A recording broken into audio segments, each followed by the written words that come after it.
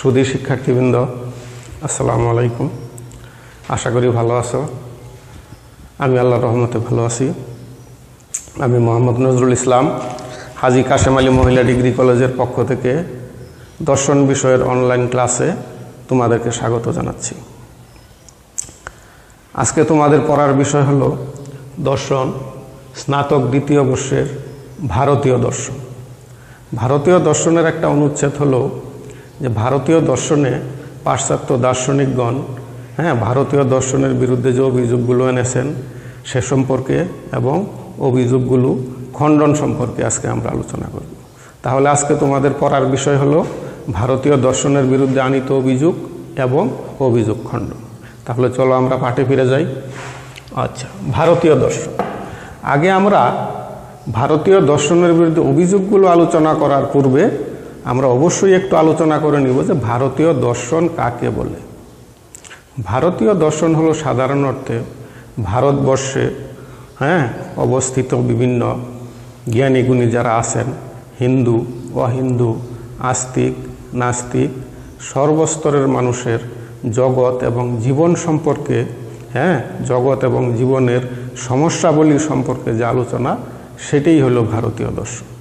এখানে মুসলিম থাকতে পারে, অমুসলিম থাকতে পারে, হিন্দু থাকতে পারে, অহিন্দু থাকতে পারে, ঋষি, মুনি, সুফি সবাই থাকতে পারে। তাহলে ভারতবর্ষের জ্ঞানী গুণী এবং মনে করো যে কি তোমার যোগী ঋষিদের ধারা এই তোমার জগৎ জীবন সম্পর্কে যে আলোচনা, সেটাই হলো ভারতীয় দর্শন। এখন আমরা সাধারণত সময় অনুসারে দর্শনকে কয়েকটা ভাগে ভাগ করতে পারি। যেমন হলো তোমার প্রাচীন, মধ্যযুগ, আধুনিক এবং সমকালীন। আমরা এছাড়া বিভিন্ন ভৌগোলিক অবস্থানের দিক থেকেও আমরা দর্শনকে কয়েকটা ভাগে ভাগ করতে পারি। যেমন ধরো পাশ্চাত্য দর্শন এবং ভারতীয় দর্শন। এখন পাশ্চাত্য দর্শন হলো ইউরোপীয় অঞ্চল, ওই অঞ্চলের একটা দর্শন, এবং ভারতীয় দর্শনটা হলো ভারতীয় উপমহাদেশে যে দার্শনিক আলোচনা হয়েছে সেটাই হলো ভারতীয় দর্শনের অন্তর্ভুক্ত। আচ্ছা, এখন আমাদের আজকের প্রশ্ন হলো ভারতীয় দর্শনের বিরুদ্ধে অভিযোগ। এখন ভারতীয় দর্শনের বিরুদ্ধে কারা অভিযোগ করেছে? বিশেষ করে পাশ্চাত্য দার্শনিকগণ ভারতীয় দর্শনের বিরুদ্ধে তারা বিভিন্ন ধরনের অভিযোগ করেছেন। যেমন ভারতীয় দর্শন দুঃখবাদী, ভারতীয় দর্শন বিচার বিযুক্তবাদী দর্শন, ভারতীয় দর্শন নীতিজ্ঞানের মধ্যে সীমাবদ্ধ, মনে করো ধর্মীয় আচার অনুষ্ঠানের মধ্যে সীমাবদ্ধ, মুখ্য লাভের মধ্যে সীমাবদ্ধ, ভারতীয় দর্শনে এমনি জগৎ সম্পর্কে কোনো আলোচনা নাই, এখানে সামাজিক কর্মকাণ্ড সম্পর্কে কোনো তোমার আলোচনা নাই, নৈতিকতা সম্পর্কে কোনো আলোচনা নাই, এবং এটা গতিহীন, নিশ্চল, এরকম অনেকগুলো অভিযোগ তারা ভারতীয় দর্শনের বিরুদ্ধে উত্থাপিত করেছেন। এখন আজকে আমরা আলোচনা করব তাদের উত্থাপিত অভিযোগ এবং অভিযোগের আমরা বিরুদ্ধে একটা যুক্তি উপস্থাপন করব, অভিযোগগুলো খণ্ডন করব। তাহলে চলো আমরা আলোচনায় করি। প্রথম হলো, যেমন আমরা যদি ধরি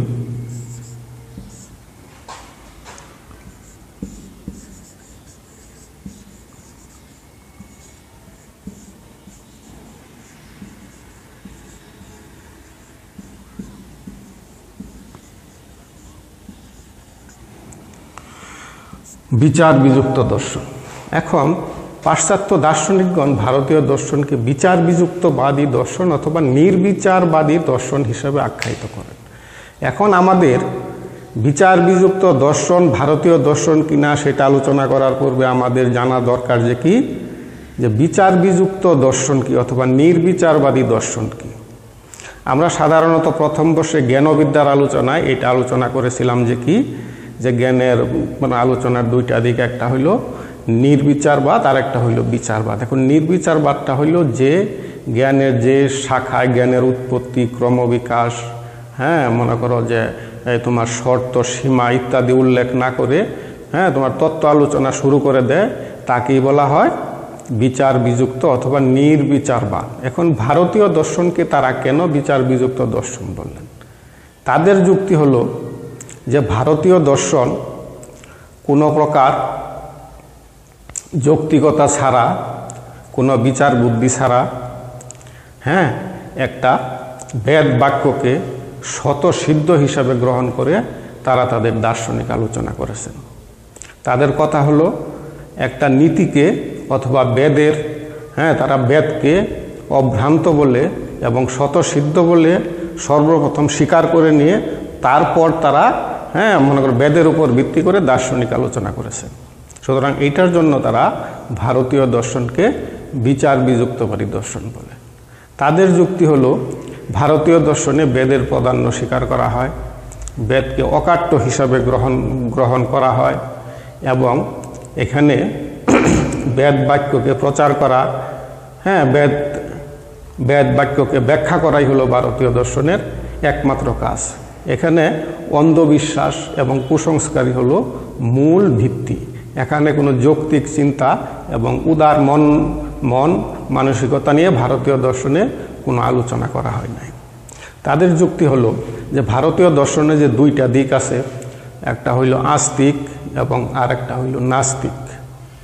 তারা বলেছে আস্তিক এবং নাস্তিক উভয় প্রকার দার্শনিকরাই বিচার বিযুক্তবাদী। ঠিক আছে, এখন তাহলে ভারতীয় দর্শনে নাস্তিক দার্শনিক কারা কি?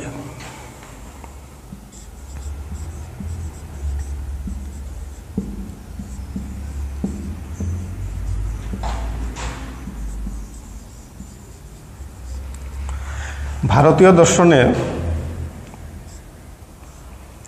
চারবাক, জৈন এবং বৌদ্ধ তারা হলো নাস্তিক দার্শনিক। তাদের মতে, পাশ্চাত্য দার্শনিকদের মতে, যদিও তারা বেদকে অভ্রান্ত বলে স্বীকার করে না, কিন্তু তবুও তাদের দার্শনিক চিন্তা চেতনায়ও বিচার বিযুক্ত চিন্তা চেতনা আছে। যেমন তারা যারা বৌদ্ধ দার্শনিক তারা গৌতম বুদ্ধের বাণীকে অকাট্য হিসাবে গ্রহণ করে।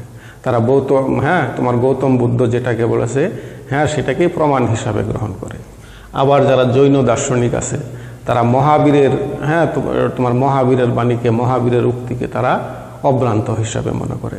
যারা চারবাক দার্শনিক আছে, চারবাক দার্শনিক যারা সৃষ্টি করেছেন, যারা চারবাক দার্শনিকের প্রবক্তা, তাদের বক্তব্যকে অভ্রান্ত হিসাবে মনে করে। আর যারা তোমার আস্তিক দার্শনিক, যেমন সাংখ্য, যোগ, ন্যায়, মীমাংস, বৈশেষিক, বেদান্ত, সকল কিছুকেই তারা বেদের উপর যেহেতু প্রতিষ্ঠিত, তারা এটাকে বিচার বিযুক্তবাদী দর্শন মনে করেন। কারণ তারা বলেন এই সমস্ত সংগঠনগুলোই, সমস্ত দার্শনিক শাখাগুলোই বেদকে আগে প্রধান স্বীকার করে, তারপর পরবর্তীতে তারা তাদের দার্শনিক আলোচনা শুরু করে দেয়। সুতরাং তাদের মতে ভারতীয় দর্শনে আস্তিক, নাস্তিক সমস্ত শাখাই বেদের উপর প্রতিষ্ঠিত এবং এটা বিচার বিযুক্তবাদী দর্শন। এখন আমরা তাদের এই অভিযোগগুলোকে যদি খণ্ডন করার চেষ্টা করি, তাহলে আমরা দেখব যে ভারতীয় দার্শনিকদের বিরুদ্ধেও অনেকগুলো, অথবা ভারতীয় দার্শনিকদের পক্ষে এবং এই অভিযোগের বিরুদ্ধে অনেকগুলো যুক্তি তাদের সপক্ষে আছে। তাহলে আমরা মনে করি সর্বপ্রথম দেখব যে ভারতীয় দর্শনে নাস্তিক দার্শনিক যারা ছিল, যেমন চারবাক, জৈন, বৌদ্ধ। আমরা যদি একটু তাদের আলোচনা একটু ভালোভাবে লক্ষ্য করি, তাহলে আমরা দেখতে পারবো যে চারবাক দার্শনিকরা কোনো সময়ই কোনো কিছুকে অযৌক্তিকভাবে, অভ্রান্তভাবে স্বীকার করেন। তাদের দর্শনের মূল কথা ছিল যে প্রত্যক্ষই জ্ঞানের একমাত্র উৎস, যে প্রত্যক্ষ নির্ভর ছাড়া তারা কোনো কিছুকে বিশ্বাস করেনি। সুতরাং তারা ছিল বাস্তববাদী। সুতরাং এইটার অর্থে আমরা চারবাক দার্শনিকদেরকে আমরা বিচার বিযুক্তবাদী দার্শনিক বলতে পারি না। আরেকটা হলো যেমন বৌদ্ধ দর্শন। বৌদ্ধ দার্শনিক যারা, তারা বৌদ্ধের কথাকে স্বীকার করে, বৌদ্ধের কথাকে মানে, কিন্তু তারা বৌদ্ধরা কিন্তু বেদের উপর প্রতিষ্ঠিত নয়। তারা সকলেই কিন্তু বেদকে তোমার যারা বেদের উপর বিশ্বাসী তাদেরকে মানে প্রচণ্ডভাবে সমালোচনা করেছে। সুতরাং এটার হিসেবে আমরা বৌদ্ধ দার্শনিকদেরকেও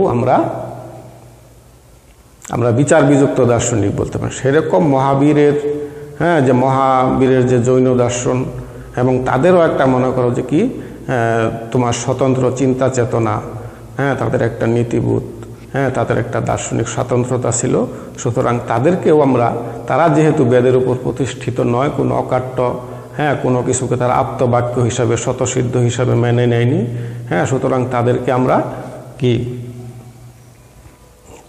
তাদেরকে আমরা বিচার বিযুক্ত দর্শন অথবা বিচার বিযুক্তবাদী দার্শনিক হিসেবে হ্যাঁ আমরা তাদেরকে আখ্যায়িত করতে পারি না। এখন হলো যে আস্তিক দার্শনিক যারা আছে, আমরা যদি একটু গভীরভাবে চিন্তা করি, আমরা যদি তাদের দর্শনকে আলোচনা করি, তাহলে আমরা দেখতে পাব যদিও তারা বেদের উপর প্রতিষ্ঠিত, বেদকে তারা স্বীকার করেন, কিন্তু তাদের সমস্ত দার্শনিক আলোচনা যদি আমরা লক্ষ্য করি, তাহলে আমরা দেখতে পাব তাদের দার্শনিক আলোচনার সাথে বেদের একটা সামঞ্জস্য আছে, কিন্তু পুরোটাই বেদের উপর প্রতিষ্ঠিত, বেদের বাইরে তারা কোনো কিছু আলোচনা করেনি, সে সমস্ত জিনিস আমরা তাদের দার্শনিক আলোচনায় দেখতে পাই না।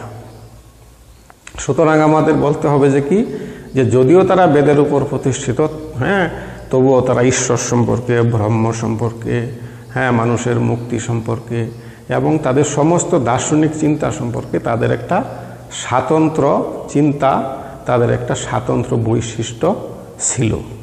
সুতরাং আমরা সব দিক দিয়ে আলোচনা করে এই যে পাশ্চাত্য দার্শনিকরা যে অভিযোগ করেছেন যে ভারতীয় দর্শন বিচার বিযুক্ত দর্শন, সেটা আমরা মানতে পারি না। আমরা সামগ্রিক আলোচনা থেকে দেখতে পাই যে না, ভারতীয় দর্শন বিচার বিযুক্তবাদী দর্শন নয়, হ্যাঁ তাদেরও একটা স্বাতন্ত্র বৈশিষ্ট্য, স্বাতন্ত্র চিন্তা চেতনা আছে। আচ্ছা ঠিক আছে। এখন তাদের আরেকটা অভিযোগ হলো ভারতীয় দর্শন হলো তোমার দুঃখবাদী দর্শন। ভারতীয় দর্শন দুঃখবাদী। এখন দুঃখবাদটা কি?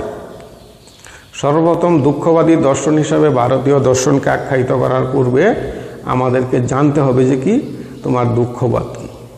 যে মতবাদ অনুযায়ী জগৎ, এই সমস্ত জগৎ এবং জীবন দুঃখের আলয়, সেখানে সমস্তটাই দুঃখের অনুভূতি, হ্যাঁ কোনো সুখের অবকাশ নাই, সেই মতবাদকে দুঃখবাদ বলা হয়। তোমরা আর একটু ভালোভাবে হ্যাঁ মনে করো লক্ষ্য করবা যে মতবাদ অনুযায়ী আমাদের জগৎ জীবন, হ্যাঁ মনে করো সমস্ত কিছুই দুঃখের আলোয় আবর্তিত, এখানে সুখের লেশ মাত্র নাই, হ্যাঁ এটাকেই দুঃখবাদ হ্যাঁ মনে করো বলা হয়। যদিও আমরা দেখি যে মনে করো ভারতীয় অনেক দার্শনিক, হ্যাঁ তোমরা মনে করো যে তোমাদের এই জীবনকে দুঃখময় বলেছেন, হ্যাঁ যে যেমন জন্ম থেকে হ্যাঁ সব কিছুই মনে করো হ্যাঁ মনে করো দুঃখের মাঝে নিমজ্জিত, আমাদের জন্মের আদি মধ্য এবং অন্ত, হ্যাঁ সমস্ত কিছুই দুঃখের সাগরে নিমজ্জিত। যে আমাদের জন্মের সময় দুঃখ, হ্যাঁ আমাদের কোনো কিছু প্রিয় কোনো কিছু জিনিস বিয়োগের মাধ্যমে দুঃখ, হ্যাঁ আমাদের মনে করো অপ্রিয় জিনিস যখন আমাদের মাঝে সংযোগ হয়, হ্যাঁ তখন সেটার দুঃখ, এরকম প্রত্যেক কাজে আমাদের দুঃখ। হ্যাঁ সুতরাং তারা অনেকেই হ্যাঁ তোমার জগৎকে দুঃখময় হিসাবে আখ্যায়িত করেছেন। যেমন সাংখ্য দর্শনের দুঃখকে 3টা ভাগে ভাগ করা হয়েছে। হ্যাঁ এরকম মনে করো যে আধ্যাত্মিক দুঃখ, অধিভৌতিক দুঃখ, অধিবৈদিক দুঃখ। এরকম যুগ দর্শনেও মনে করো দুঃখকে হ্যাঁ তোমার 3টা ভাগে ভাগ করা হয়েছে। পরিণাম দুঃখ, তাপ দুঃখ, সংস্কার দুঃখ। সেরকম তোমার অন্যান্য দর্শন যেমন নাস্তিক দর্শন আছে, যেমন বৌদ্ধ দর্শনে, হ্যাঁ বৌদ্ধ দর্শনে তোমার হ্যাঁ মনে করো সর্বপ্রথমে বলা হয়েছে যে জগৎ দুঃখময়। ঠিক আছে, এইরকম প্রত্যেকটা দর্শনকে যখন আমরা আলাদা আলাদাভাবে আস্তিক এবং নাস্তিক যেটাই আলাদা আলাদাভাবে একটু হালকাভাবে আলোচনা করি, হ্যাঁ তখন মনে হবে যে ভারতীয় দর্শন আসলেই একটা দুঃখবাদী দর্শন। এখানে সমস্ত কিছুর মূলে দুঃখকে স্বীকার করা হয়েছে। কিন্তু যদি আমরা ভালোভাবে ভারতীয় দর্শনকে পর্যালোচনা করি, পর্যবেক্ষণ করি, আমরা যদি ভারতীয় দর্শনের ভিতরে অনুপ্রবেশ করি, তখন আমরা দেখব কি যে না, ভারতীয় দর্শনে দুঃখের কথা ঠিকই বলা হয়েছে, কিন্তু দুঃখ থেকে পরিত্রাণ কিভাবে লাভ করা যায়, কিভাবে চিরমুক্তি লাভ করা যায়, সমস্ত কিছুই ভারতীয় দর্শনে আলোচিত হয়েছে। সুতরাং আমরা শেষ পর্যন্ত কিন্তু ভারতীয় দর্শনকে তোমার দুঃখবাদী দর্শন হিসাবে আখ্যায়িত করতে পারি না। যেমন সর্বপ্রথম আমরা নাস্তিক দর্শন দিয়ে শুরু করি, যেমন বৌদ্ধ দার্শনিক। বৌদ্ধ দার্শনিক গৌতম বুদ্ধ সর্বপ্রথম জীবনকে দুঃখময় হিসাবে আখ্যায়িত করেছেন, কিন্তু তিনি পরবর্তীতেই বলেছেন জগৎ দুঃখময়, দুঃখের কারণ আছে, দুঃখের নিরোধ আছে এবং দুঃখ নিরোধের উপায় আছে। এটাকে তিনি 4টা আর্য সত্য হিসেবে আখ্যায়িত করেছেন এবং শেষে যে তিনি বলেছেন যে দুঃখ নিরোধের উপায় আছে, তিনি সেখানে অনেকগুলো আর্য সত্যের কথা বলেছেন। কিভাবে দুঃখ থেকে তোমার পরিত্রাণ পেয়ে চির মুক্তি লাভ করা যায়, যেমন সৎ চিন্তা, সৎ কর্ম, সৎ আহার, এরকম অনেকগুলো আর্য সত্যের কথা তিনি তার মতবাদে প্রকাশ করেছেন। সুতরাং বৌদ্ধ দর্শনকে আমরা সর্বপ্রথম দুঃখবাদী দর্শন হিসেবে আখ্যায়িত করলেও শেষ পর্যন্ত আমরা তোমার গৌতম বুদ্ধের আলোচনায় শেষ পর্যন্ত গিয়ে আমরা কি তোমার বৌদ্ধ দর্শনকে কি দুঃখবাদী দর্শন হিসেবে আখ্যায়িত করতে পারি না। সেরকম অন্যান্য দর্শন যেমন আছে, যেমন তোমার আস্তিক দর্শনগুলো আছে, তারাও জীবনের মনে করো জীবনকে জীবনের চরম উদ্দেশ্য হিসেবে তারা মুখ্য লাভকে আখ্যায়িত করেছেন। কিন্তু এই যে তোমার এই মুখ্য জিনিসটা কি? মুখ্য হলো তোমার চিরমুক্তি, দুঃখের থেকে চিরমুক্তি। এখন এই যে মুখ্য লাভ, এটা যদি আমরা আলোচনা করি, আমরা যদি মুখ্যের সম্বন্ধে মনে করো অনুধাবন করি, তাৎপর্য আলোচনা করি, তাহলে শেষ পর্যন্ত আমরা দেখতে পাবো যে কি তারা সর্বপ্রথম দুঃখবাদী ছিলেও মনে করো দুঃখবাদী ছিলেন বটে, কিন্তু পরবর্তীতে তারা মনে করো মুখ্য লাভের একটা উপায় তারা আলোচনা করেছেন, আমরা যেটার মাধ্যমে চিরমুক্তি লাভ করতে পারি।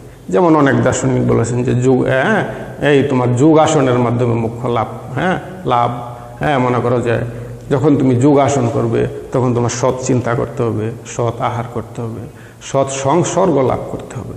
সেরকম প্রত্যেকটা দর্শনে মুখ্য লাভের বিভিন্ন উপায়ের কথা আলোচনা করেছে।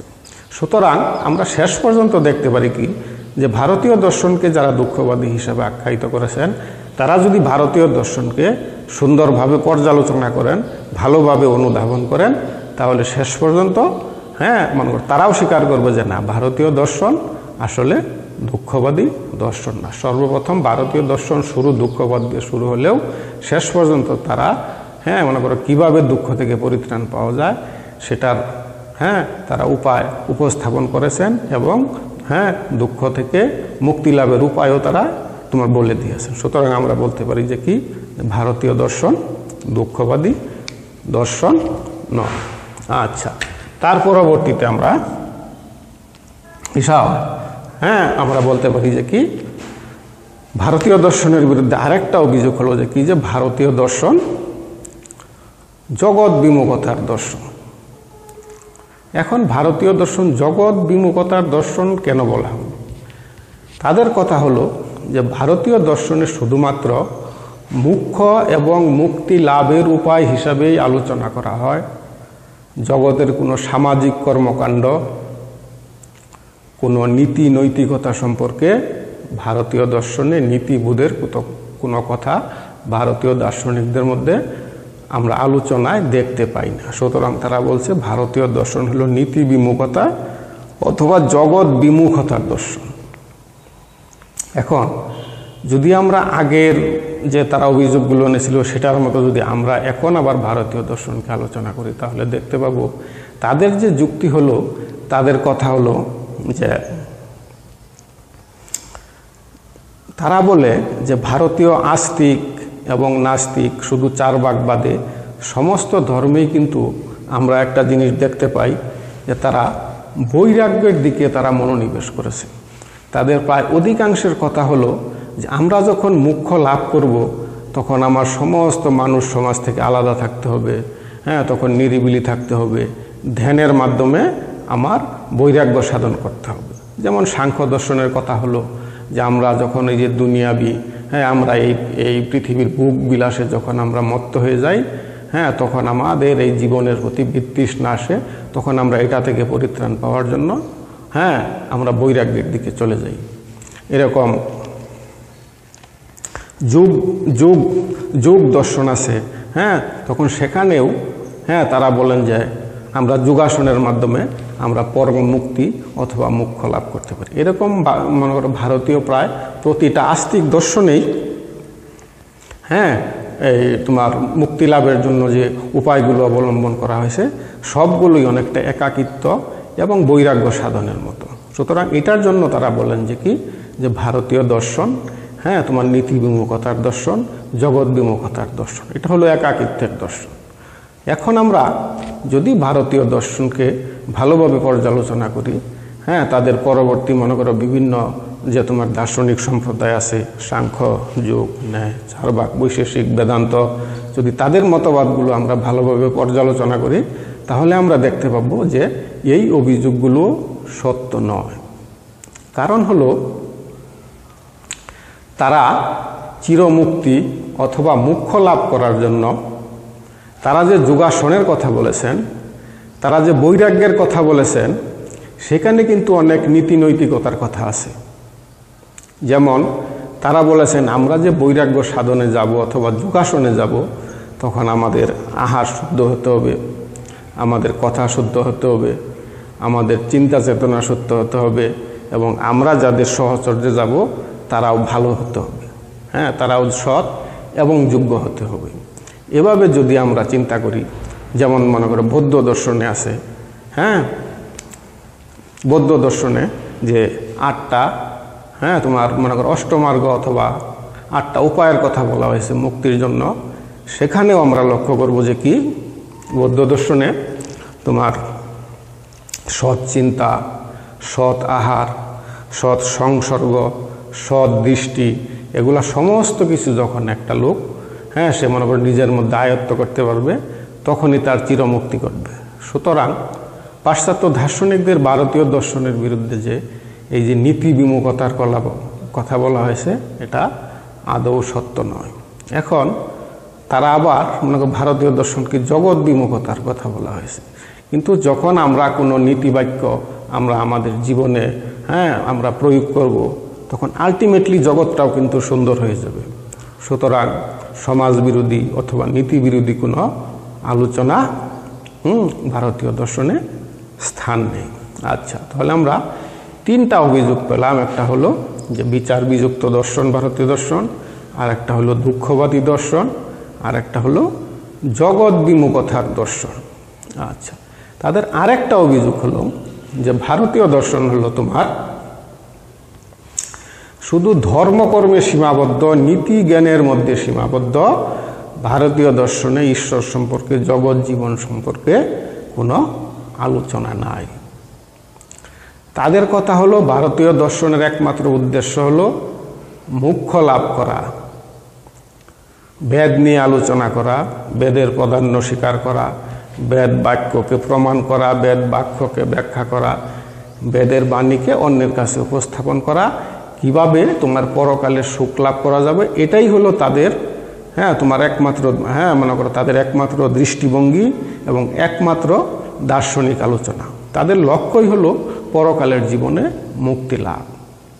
সুতরাং এই জন্য তারা ভারতীয় দর্শনকে শুধু নীতিজ্ঞান এবং ধর্মকর্মের মধ্যে সীমাবদ্ধ বলে অভিযোগ করেছে। এখন যদি আমরা আগের মতোই একটু ভালোভাবে দৃষ্টিভঙ্গি যদি আমরা ঘুরে ভারতীয় দর্শনকে যদি ভালোভাবে আমরা পর্যালোচনা করি, ভারতীয় দর্শনের গভীরে গিয়ে আমরা যদি এটাকে আলোচনাটা দেখতে পাই তাহলে আমরা দেখতে পাবো যে তাদের এই অভিযোগও সত্য নয়। কারণ এখন যদি আমি ধর্ম নিয়ে আলোচনা করি, তাহলে আমি যদি চিরমুক্তি নিয়ে আলোচনা করি তাহলে আমার ঈশ্বরকে বিশ্বাস করতে হবে। এখন ভারতীয় দর্শনে কি ঈশ্বরকে বিশ্বাস করে না? ভারতীয় দর্শনে যারা 3টা নাস্তিক সম্প্রদায় আছে শুধু তারা ঈশ্বরে বিশ্বাস করে না, কিন্তু যারা আস্তিক সম্প্রদায় আছে, সাংখ্য, যোগ, ন্যায়, মীমাংসা, বৈশেষিক, বেদান্ত, তাদের এবং অন্যান্য ভারতীয় ধর্মগ্রন্থ আছে, বেদান্ত, উপনিষদ, এগুলা সমস্ত কিছুতেই ব্রহ্ম সম্পর্কে আলোচনা করা হয়েছে, ঈশ্বর সম্পর্কে আলোচনা করেছে। শঙ্কর এবং রামানুজ তোমার ঈশ্বরের সাথে এই যে মানুষের যে সম্পর্ক, হ্যাঁ, তারা সেটা নিয়ে আলোচনা করেছেন। ঈশ্বর কি মনে করো, হ্যাঁ, তোমার ঈশ্বর কি সারা দুনিয়া বিরাজমান, সমস্ত কিছুর মধ্যে বিরাজমান, নাকি ঈশ্বর আলাদা আছেন, হ্যাঁ, এবং তিনি উপর থেকে সমস্ত কিছুকে নিয়ন্ত্রণ করছেন, এগুলা সমস্ত কিছু ভারতীয় দর্শনের মধ্যে আলোচনায় আছে। সুতরাং আমরা যদি শুধুমাত্র বলি যে না, ভারতীয় দর্শন হ্যাঁ শুধুমাত্র ধর্মকর্মের মধ্যে সীমাবদ্ধ, নীতি আদর্শের মধ্যে সীমাবদ্ধ, ঈশ্বর এবং জগৎ জীবন সম্পর্কে আলোচনা করে না, সেটা কিন্তু মিথ্যা। কারণ চারবাক দর্শন, অন্যান্য দর্শনে জ্ঞান সম্পর্কে বিস্তারিত আলোচনা আছে, আত্মা সম্পর্কে বিস্তারিত আলোচনা আছে, আত্মার অমর কিনা আত্মার অমরত্ব সম্পর্কে আলোচনা আছে, এখানে কর্মবাদ সম্পর্কে আলোচনা আছে, এখানে জন্মান্তরবাদ সম্পর্কে আলোচনা আছে, এখানে ঈশ্বর সম্পর্কে আলোচনা আছে, ভগবান সম্পর্কে আলোচনা আছে। সুতরাং তাদের যে ভারতীয় দর্শনের বিরুদ্ধে যে তাদের অভিযোগ, সেটা অন্যান্য অভিযোগের মতো আদৌ সত্য নয়। সুতরাং আমরা বলতে পারি যে ভারতীয় দর্শন শুধুমাত্র ধর্মকর্ম এবং নীতিজ্ঞানের মধ্যে সীমাবদ্ধ নয়, ভারতীয় দর্শন একটি সামগ্রিক দর্শন, সামগ্রিক আলোচনার দর্শন। আচ্ছা, তাদের আরেকটি অভিযোগ হলো যে ভারতীয় দর্শন গতিহীন, নিশ্চল, প্রাচীন, কোনো আধুনিকতা নাই। তারা বলে যেহেতু বেদ একটা প্রাচীন ধর্মগ্রন্থ, যেহেতু বেদের উপরই তাদের সমস্ত দার্শনিক আলোচনার কেন্দ্রবিন্দু, সেই সম্পর্কে তারা বলে সেটার দিকে আলোচনা করে আলোকপাত করে তারা বলে যে না, ভারতীয় দর্শন সেই যে শুরু হয়েছিল প্রাচীনকালের একটা প্রাচীনকালের একটা ধর্মীয় গ্রন্থ দিয়ে, তারা সেটার উপরে সীমাবদ্ধ, এর বাইরে তারা বেরিয়ে আসতে পারে নাই। তারা আধুনিক যে বিভিন্ন দার্শনিক সমস্যাগুলো আছে সেগুলো নিয়ে তাদের মধ্যে কোনো আলোচনা নাই। কিন্তু এটা কি আদৌ কি ঠিক? ভারতীয় দর্শন যদিও প্রাচীন ধর্মগ্রন্থ, বেদের উপর প্রতিষ্ঠিত, তবুও ভারতীয় দর্শনের সমস্ত কিছু সম্পর্কে আলোচনা করা হয়েছে। অবশ্য যদিও মাঝখানে একটা স্থিতাবস্থা, একটা স্থিমিত অবস্থা, একটা স্থিতি অবস্থা বিরাজ করেছিল ভারতীয় দর্শনের ইতিহাসে, কিন্তু শেষ পর্যন্ত যদি আমরা দেখতে পাই যে আধুনিক যুগে এবং বিশেষ করে মনে করো সমকালীন যুগে যে রাজা রামমোহন রায় এরকম অনেক দার্শনিক আছেন যে তারা তোমার ভারতীয় দর্শনকে সামনের দিকে অগ্রসর করে নিয়ে গেছেন। সুতরাং আমরা বলতে পারি যে ভারতীয় দর্শন নিশ্চল, ভারতীয় দর্শন নির্জীব, ভারতীয় দর্শন গতিহীন, ভারতীয় দর্শন একটা পর্যায়ে এসে স্টপ হয়ে গেছে, আধুনিকতার ছোঁয়া নাই। সুতরাং এটাও কিন্তু আমরা যুক্তির খাতিরে বলতে পারি না। সুতরাং আমরা আজকের আলোচনার বিষয়টা দেখলাম কি, যে পাশ্চাত্য দার্শনিকেরা তোমার পাশ্চাত্য দার্শনিকগণ ভারতীয় দর্শনের বিরুদ্ধে যে অভিযোগগুলো এনেছিলেন আমরা সে সম্পর্কে আলোচনা করেছি, এবং আমরা যুক্তি দিয়ে তাদের এই যে মনে করো ভারতীয় দর্শনের বিরুদ্ধে যে অভিযোগ সেগুলো আমরা যৌক্তিকভাবে খণ্ডন করার চেষ্টা করছি এবং সেটা নিয়ে আলোচনা করেছি। সুতরাং আমরা শেষ পর্যন্ত বলতে পারি যে পাশ্চাত্য দার্শনিকদের অভিযোগ খণ্ডন করে আমরা বলতে পারি যে ভারতীয় দর্শন একটি সামগ্রিক দর্শন, যেখানে ঈশ্বর, জগৎ, জীবনের মৌলিক সমস্ত সমস্যা সম্পর্কে আলোচনা করা হয়েছে, এখানে ধর্মকর্ম সম্পর্কে আলোচনা করা হয়েছে, চিরমুক্তি সম্পর্কে আলোচনা করা হয়েছে। যদি আমরা বলি যে মূলত পাশ্চাত্য দর্শনেই মনে করো সেখানে ধর্মকর্ম সম্পর্কে কোনো আলোচনা নাই, কিন্তু আমাদের ভারতীয় দর্শনে মনে করো যেহেতু জগৎ জীবন সম্পর্কে আলোচনা করা হয়েছে এবং মনে করো যে তোমার জীবনের মূল লক্ষ্য উদ্দেশ্যগুলো সেটাই সম্বন্ধে আলোচনা করা হয়েছে, সুতরাং আমরা বলতে পারি যে ভারতীয় দর্শন একটা পরিপূর্ণ দর্শন। আচ্ছা, তাহলে আজকে আমরা আলোচনা এখানেই শেষ করি। আগামী ক্লাসে আবার তোমাদেরকে আগামী ক্লাসে আসার আমন্ত্রণ জানিয়ে এবং তোমাদের সুস্বাস্থ্য কামনা করে আমি আমার কথা আজকে শেষ করছি। আল্লাহ হাফেজ।